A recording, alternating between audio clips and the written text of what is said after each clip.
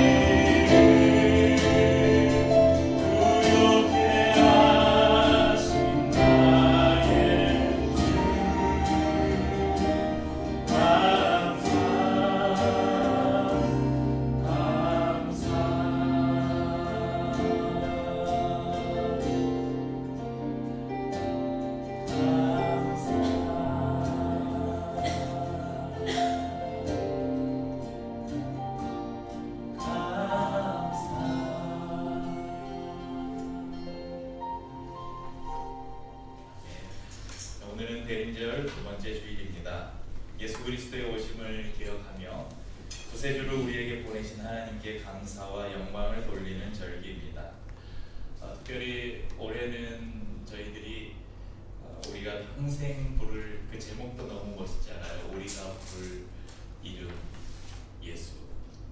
우리가 속죄자이지만 모든 성도들이 매일 같은 글을 읽고 그 안에서 또 마음에 와닿은 구절들을 한 구절씩 나누고 그러면서 이렇게 한 번씩 이제 대부분의 단톡방은 알림을 해제해놨는데 교회 단톡방만 알림이 설정돼 있어요. 그래서 글을 남길 때마다 주령기가 새벽 1시 몇 분에 글을 남겨도 깨서 읽는데 그 한 구절을 제가 이미 책에서 읽고 봤던 구절이지만 또 다른 한 분 한 분이 마음에 와닿은 구절들을 남길 때 그 구절 한 구절만 읽어도 굉장히 은혜가 돼요.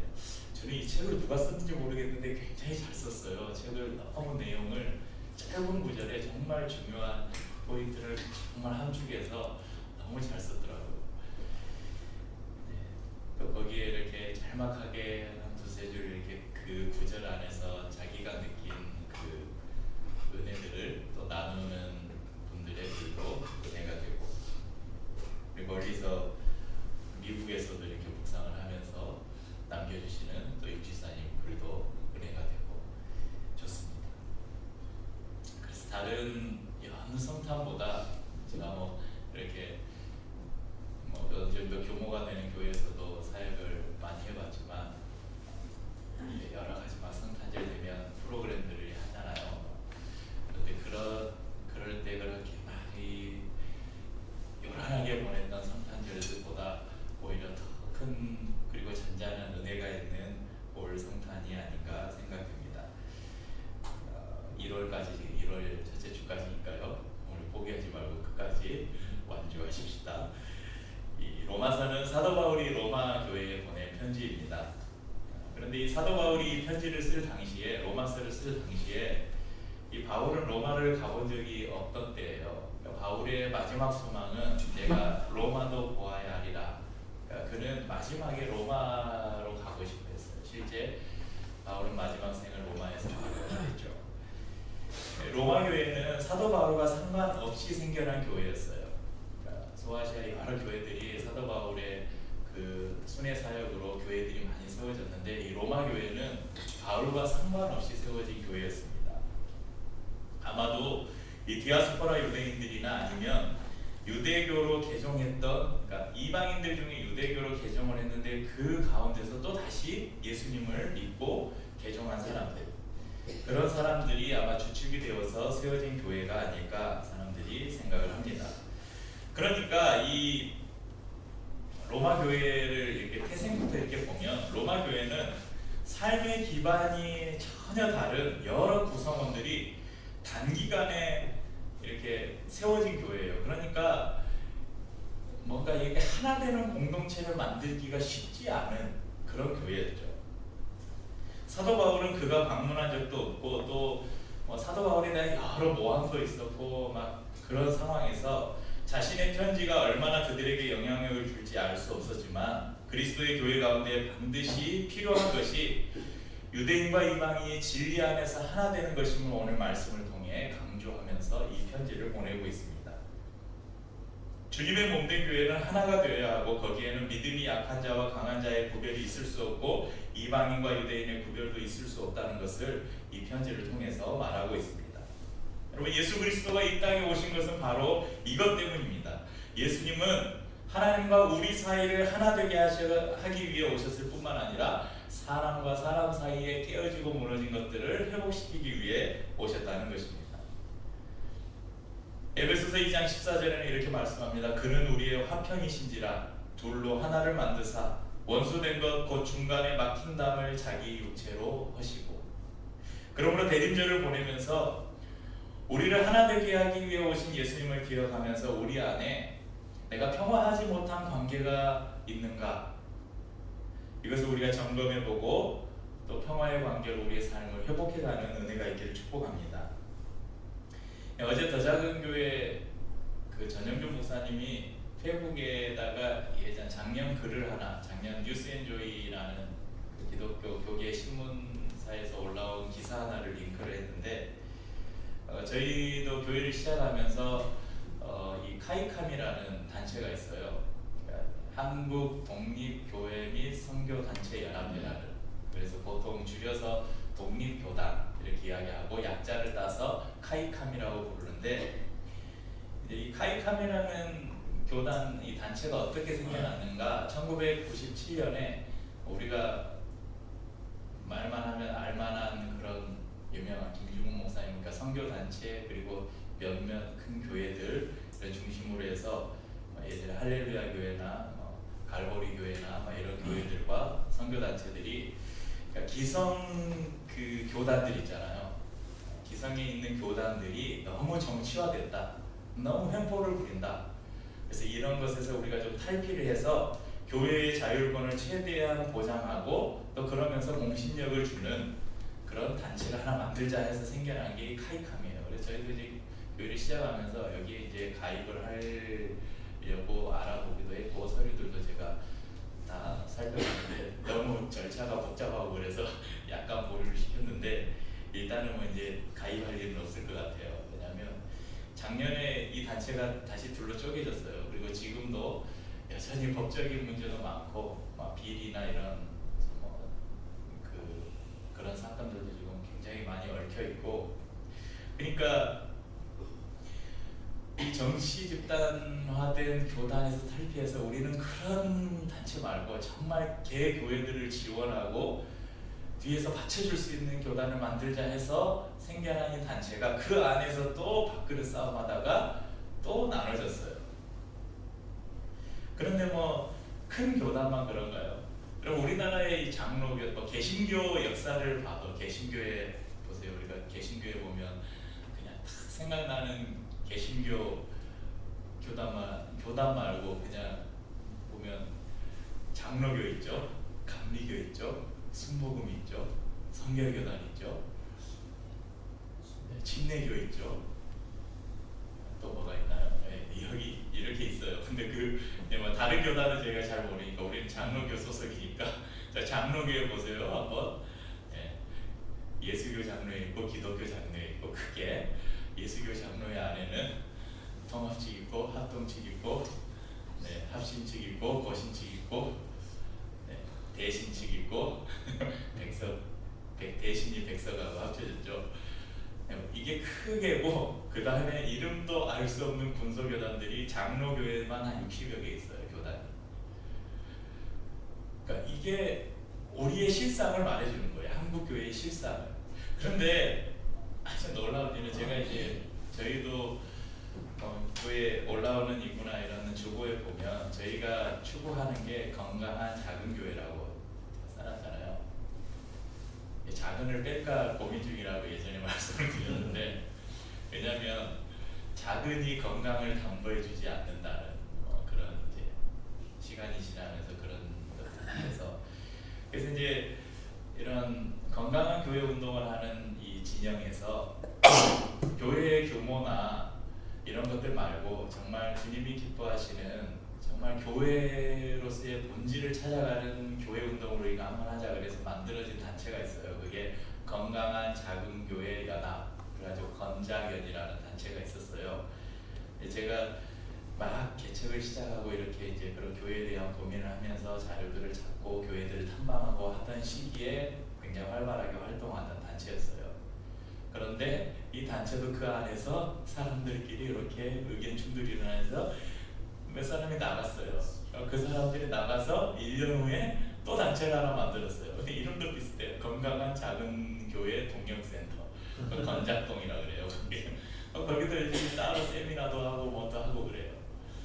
이런 모습을 보면서 야, 이게 우리의 현 주소구나. 근데 여러분 저기 멀리 교단 이런 작은 연합회 이런 데 말고 그냥 교회 안에 들어와 보세요. 여러분들 대부분이, 제가 보니까 대부분이 저희가 여러분이 가족 같은 교회 다니기 전에 여러분들 제가 알기로는 다 어느 정도 규모 있는 교회에 다 다녀보셨잖아요. 그런 교회에서 어땠습니까?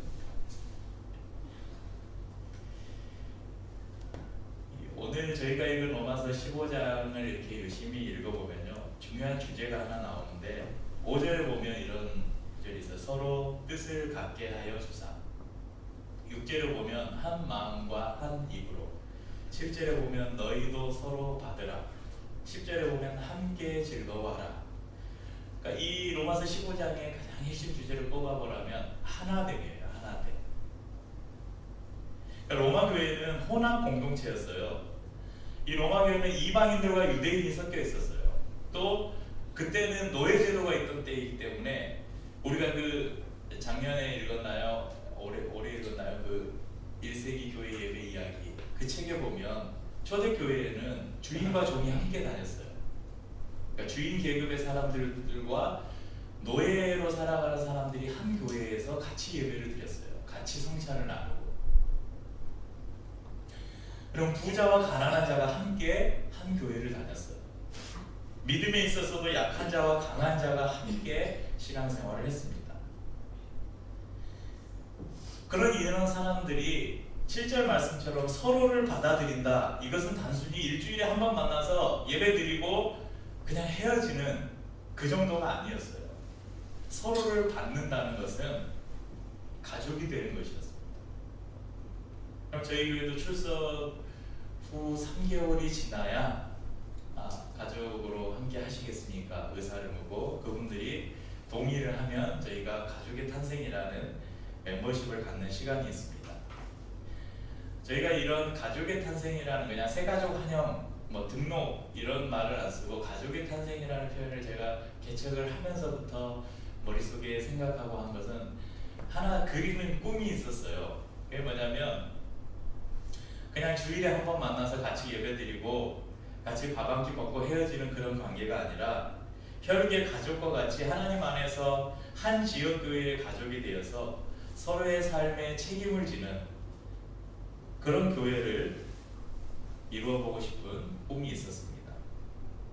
그런데 그러면 우리가 이제 4년째 하는데 저는 이제 교회를 세운 지는 3년인데 여기에서부터 거의 기회교회가 시작되었다고 해도 과언이 아닌 것 같아요. 그래서 실제적으로는 한 3년 정도 이제 시간을 보내고 있는데 여러분 이 말처럼 쉬운 일입니까?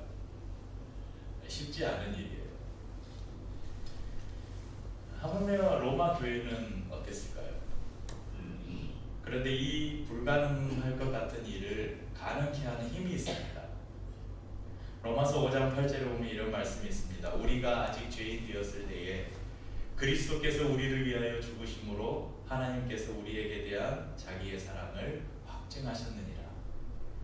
그러니까 예수님께서는 우리가 의롭고 깨끗할 때 우리를 받으시지 않으셨어요. 우리가 아직 죄인 되었을 때에 그분은 우리를 위해서 죽으셨대요. 그러니까 예수님이 7절에 보면 이런 표현 있잖아요. 그러므로 그리스도께서 우리를 받아 하나님께 영광을 돌리심과 같이 그리스도께서 우리를 받았다. 이 말은 뭐냐면 우리가 아직 죄인 되었을 때 그리스도께서 우리를 위해서 죽으셨다는 거예요.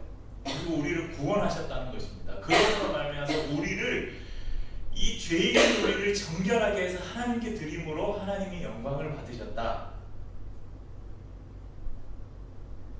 도무지 용납할 수 없는 죄인을 위해서 기꺼이 자신을 온전히 내어주심으로 우리를 주님이 받으셨습니다. 그렇기 때문에 그 사랑을 경험한 사람들, 예수 그리스도의 구속의 사랑을 경험한 사람들은 서로도 받아들여야 된다고 말씀하시는 것입니다. 그리고 그것이 가능하다는 것을 우리에게 보여주는 것입니다. 사도 바울은 이 15장 1절에 보면 이런 표현이죠. 믿음이 강한 우리는 마땅히 믿음이 약한 자의 약점을 담당하고 자기를 기쁘게 하지 아니할 것이라. 로마 교회 안에도 믿음이 강한 자와 약한 자가 있었습니다. 확실히 구분하기는 어렵지만 이 로마서의 여러 곳에서 언급되는 내용들을 종합해 볼 때 믿음이 강한 자들이 누군가, 그러니까 쉽게 말하면 그러니까 자유롭게 신앙생활하는 사람들을 말해요. 그러니까 이 음식? 이게 뭐 제사 음식이냐 마냐 그런 거 별로 중요하지 않다고 해. 음식을 음식으로 생각하고 먹으면 된다. 야 뭐 안식일이 뭐 중요하냐? 우리가 예배 드린다는 게 뭐 특별히 중요하냐? 아니다. 모든 날이 다 중요하니까 모든 날을 다 그냥 중요하게 생각하고 살면 된다. 그래서 뭐 음식에 대해 자유롭고 뭐 이런 절기나 날이나 이런 것을 좀 자유롭게 신앙생활하는 사람들, 이런 사람들을 사도 바울은 믿음이 강한 자라고 표현하고 있고, 반대로 믿음이 약한 사람들은 누군가, 그러니까 고기를 먹으면 안 돼, 뭐 구약의 여러 제한들이 있잖아. 그런 것들을 막 마음에 담고 고기 먹으면 안 되고 채소만 먹어야 되고 포도주도 마시면 안 되고 막 어떤 특정한 날을 좀 더 의미 있게 지켜야 되고 막 그렇게 하면서 자신을 굉장히 절제하고 막 금욕적으로 살아가는 사람들 있잖아요. 이런 사람들을 믿음이 약한 자라고 표현하고 있어요. 아마도 믿음이 약한 자들은 그리스도를 믿지만 아직도 유대의 여러 율법과 전통에 얽매여서 자유롭지 못한 신앙생활을 하는 유대인 그리스도인들, 그러니까 유대교에서 개종한 그리스도인들일 것이라고 보는 게 아마 타당할 것입니다. 반대로 믿음이 강한 자라고 표현된 사람들은 이방인 그리스도인, 이 사람들은 상대적으로 이 율법이라는 걸 잘 모르잖아요. 이제 그리스도 안에 있는 자유만 경험한 사람들이에요. 그러니까 예전에 그렇게 자기들이 철저하게 따르는 율법에서 이제 벗어나서 그리스도의 자유를 경험한 사람들이 아니라 그 율법을 모르는 사람들, 이방인들, 이방인 그리스도인들이 그리스도 안에서 주는 자유함으로 더 믿음을 생활을 자유롭게 할 수 있었던 것이죠. 그래서 사도 바울은 그런 사람들을 그 믿음이 강한 자로 표현하고 있습니다. 그러니까 믿음이 강한 자에 대한 교훈들이 많아요. 읽어보면. 왜 그러겠어요? 로마 교회가 이방인 그리스도인들이 더 많았다는 거예요. 유대인 개종자들보다. 그래서 믿음이 강한 우리는, 사도바울 15장 1절에 믿음이 강한 우리는 믿음이 연약한 자들을 받아들여야 된다고 강조합니다. 로마서 14장 1절에도 조금 앞으로 넘어오면 14장 1절에도 그렇게 말씀해요. 믿음이 연약한 자를 너희가 받되, 이렇게 표현하죠. 왜냐하면 하나님이 그들을 받으셨기 때문이라고 이야기합니다. 또한 로마서 14장 3절에 보면 먹는 자는 먹지 않는 자를 없이 여기지 말고 먹지 않는 자는 먹는 자를 비판하지 말라. 그러니까 먹는 거 가지고 말하는 게 아니라 제사 음식이나 이런 걸 가지고 율법에서 이건 정결한 음식이다, 이건 부정한 음식이다 해서 먹거나 먹지 말라, 이런 문제 가지고 서로를 향해서 비판하지 말고, 믿음이 강한 자, 약한 자, 이방인 그리스도의 유대인 개종자들 서로 교회 안에서 자기들이 따르는 가치를 가지고 서로 비방하고 업신여기고 그러지 말라는 것입니다. 공동체는 서로를 받아들여야 합니다. 믿음이 강하다 생각하는 사람들은 연약한 자를 업신여기지 말아야 하고, 믿음이 연약한 자들은 강한 자들을 비판하고 정죄해서는 안 됩니다. 오직 서로를 존중하고 이해하고 용납하는 것만이 필요합니다. 이 사도 바울은 두 그룹의 옳고 그름을 판단해 주지 않고 있어요. 오히려 그들이 대립하는 문제는, 너희들이 지금 그렇게 교회 안에서 피 터지게 싸우는 그 문제는 별로 중요한 문제가 아니라는 거예요. 무엇을 먹어야 하는지 말아야 하는지, 지켜야 하는지 말아야 하는지 보다 더 중요한 본질이 있는데, 그것은 너희가 하나가 되어야 한다는 것입니다. 진리가 아닌 문제를 가지고 싸우면서 공동체를 깨뜨리지 말라고 말합니다. 근데 교회의 현실을 보십시오. 여러분, 진리 문제로 가지고 싸우는 거 보셨어요? 교회에서 막 이렇게 성도들이 다투고 막 그럴 때 막 진리의 문제를 가지고 그리스도의 복음이 막 어쩌고 이런 거 가지고 싸우는 거 보셨어요? 아니에요. 점심 뭐 먹을까 가지고 막 싸우고, 막 주방에서 뭘 했느냐 안 했느냐 뭐 그런 거 가지고 싸우고, 네, 수련회 막 문제로 싸우고, 뭐 회의하다가 막 싸우고 그러잖아요. 하나님의 나라는 이런 것들이 중요한 것이 아니라 서로 평화하고 기뻐하는 것이 중요하다고 말합니다. 그래서 로마서 14장 17절에서 바울은 하나님의 나라는 먹고 마시는 것이 아니요, 먹는 것과 마시는 것이 아니요, 그러니까 이거 비본질적인 문제라는 거예요. 오직 성령 안에 있는 의와 평강과 희락이니라. 그러니까 성령 안에서 하나 되어서 의와 평강과 희락을 누리는 것이 본질이라는 것입니다. 예수님은 이 하나됨을 위해서 이 땅에 오셨습니다. 초대교회 당시 유대사에서 가장 상급이 누구였습니까? 이렇게 절대 물과 기름처럼 섞일 수 없는 사람들이 누구였어요? 유대인과 이방인이었잖아요. 예수님은 오늘 말씀에서 유대인들을 위해 오셨다고 이야기합니다. 15장 9절에 보면 15장 8절에 보면 내가 말하노니 그리스도께서 하나님의 진실하심을 위하여 할례의 추종자가 되셨으니, 할례의 추종자가 됐다는 것은 유대인들이 되었다는 거예요. 이는 조상들에게 주신 약속들을 견고하게 하시고, 그러니까 유대인들에게 확실히 너희들이 하나님의 그 자녀들이라는, 네, 감사합니다. 네, 그것을 말씀하셨다는 거예요. 그런데 중요한 것이 있습니다. 또한 예수님은 이방인들을 위해 오셨어요. 9절에 보십시오. 이방인들도 그 긍휼하심으로 말미암아 하나님께 영광을 돌리게 하려 하십니다. 그러면서 이에 대한 증거로 예수님이 오늘 말씀에서 저희가 읽은 본문에서 4가지 구약의 성경 구절을 가지고 와요. 그러니까 이 예수님 당시에 여러분 우리가 생각하기에도 구약 시대 때 구원이 모든 이방인들에게 구원이 전해진다?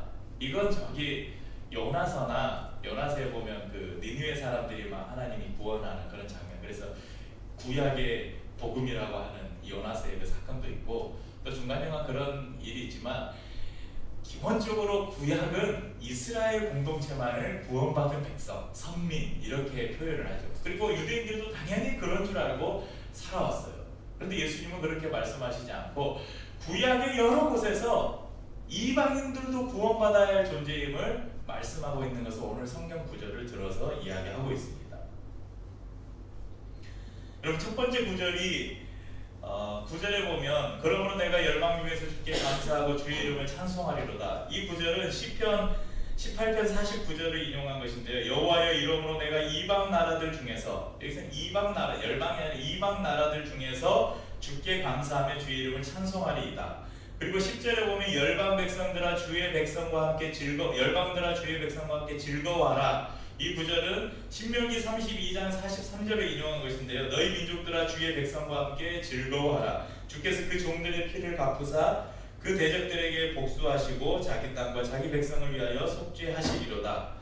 그 다음에 나오는 12절에 11절에 모든 열방들아 주를 찬양하며 모든 백성들아 그를 찬송하라. 이건 시편 117편 1절을 인용한 것인데요. 너희 모든 나라들아 여호와를 찬양하며 너희 모든 백성들아 그를 찬송할지어다. 그리고 마지막에 나오는 저희가 성탄절에 자주 인용되는 구절 있잖아요. 이새의 뿌리 곧 열방을 다스리기 위하여 일어나신 이가 있으리니 열방이 그에게 소망을 두리라. 이것은 이사야서 11장 10절 말씀인데 그날에 이새의 뿌리에서 한 싹이 나서 만민의 기치로 설 것이요 열방이 그에게로 돌아오리니 그가 거한 곳이 영화로우리라. 그러니까 오늘 본문에 보면요, 오늘 로마서 본문에 보면 모든 구절들에 동일하게 등장하는 단어가 하나 있어요. 뭔지 한번 찾아보시겠어요? 인용되는 4가지 구절에 공통적으로 들어가는 단어가 하나 있어요. 네, 열방이라는 단어가 있죠. 열방 그러면 우리는 어떤 생각합니까? 그냥 모든 나라. 그래서 제가 제 성경은 여기 NIV라서 왼쪽에 한글이 있고 오른쪽에 영어가 있어서 이렇게 가끔 좀 문맥을 이해하기 위해서 이렇게 단어를 찾아보는데 이 열방이 젠타일이라는 단어를 썼어요. 그래서 제가 인터넷에 어학사전에서 검색을 해보니까 이교도, 그러니까 유대 민족이 아닌 이교도를 나타내는 열방이라는 번역보다 이방이라는 번역이 더 맞는 번역이죠. 그러니까 이 구절을 인용한 것은 이 4구절은 뭘 우리에게 사도 바울이 증명하고 있냐면 구약에서 계속해서 이방인들에게도 복음이 전해져야 되고 이방인들도 하나님을 찬양하게 될 것임을 말씀해주고 있다는 것입니다. 그래서 예수님이 이 땅에 오신 것은 단순히 유대인들만을 구원하기 위한 것이 아니라 유대인과 이방인들 모두를 구원해서 이 둘이 하나가 되게 하시기 위해 예수님이 오셨다고 말씀하시는 것입니다.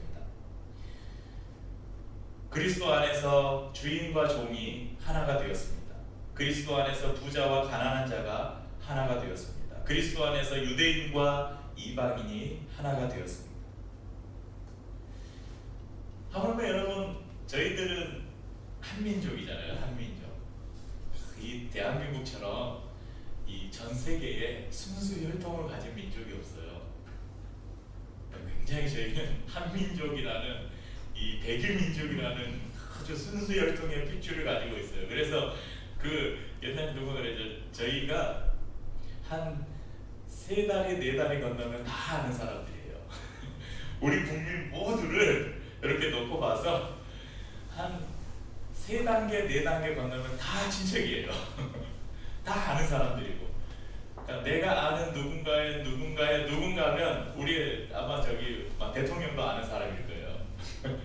한 4단계 건너면 여러분 문재인 대통령하고도 아는 사람이고 저기 막 삼성 그 이건이나 유명한 기업가들하고도 여러분 아는 사람일 거예요. 그런 민족이잖아요. 여러분 우리 중에 누구는 주인이고 누구는 종인 사람 있습니까? 우리 모두가 자유자 아닙니까? 아니면 여러분 우리 중에 아니면 여러분들 아는 사람들 중에 이 사람 내가 도저히 범접할 수 없는 사람이야. 저 사람의 그 생활 수준과 삶은 내가 감히 우러러 볼 수도 없는, 그래서 막 너무 돈이 많아가지고 저 타워 페니스에서만 살고 그래서 집에 한번 놀러 가고 싶어도 막 경비실 거쳐야 되고 그래서 갈 수도 없는 그런 데 사는 사람 없잖아. 있으면 얼마나 있고 없으면 얼마나 없습니까? 모두가 다 비슷한 처지가 아닙니까? 그러면 사도 바울과 같이 세상적인 학문뿐만이 아니라 성경을 아는 오늘 신학의 여러분 우리 중에 탁월한 사람이 있습니까? 제가 신학을 공부했지만 저는 여러분보다 신학에 탁월하다고 전혀 생각을 하지 않습니다. 저희가 배우는 김여한 목사님 정도 돼야 저분이 신학 조금 아는구나. 네, 그렇게 이야기하는 것이죠.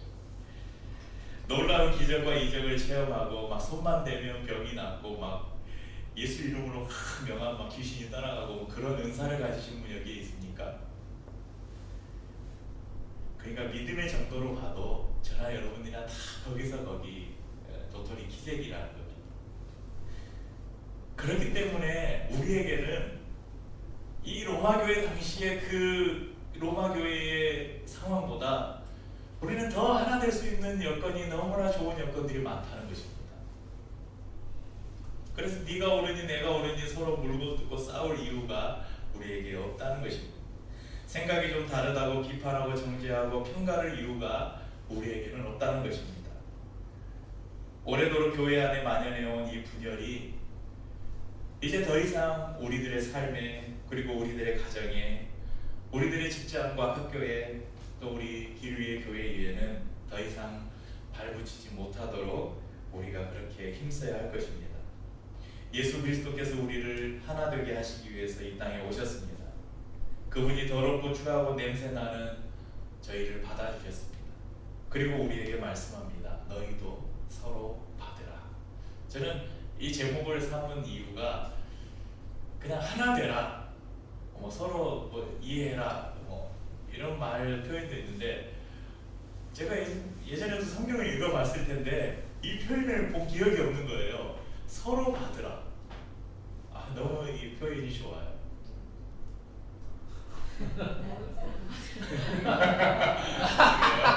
그래요? 빨리 좀 고쳐줘.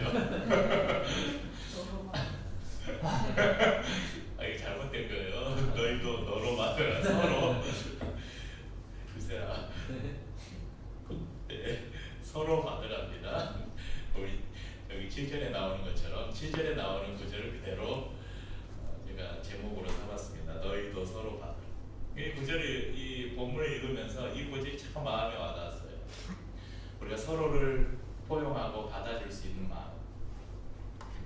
그렇게 할 수 있는 것은 주님이 먼저 우리를 받으셨다는 거예요. 그렇게 서로 이해하고 받아주고 용납하고 평화하면서 사십시다. 13절에 우리에게 축복하시는 주님의 말씀으로 여러분들을 축복합니다. 소망의 하나님이 모든 기쁨과 평강을 믿음 안에서 우리에게 충만하게 하사 성령의 능력으로 소망이 넘치게 하실 것을 믿습니다.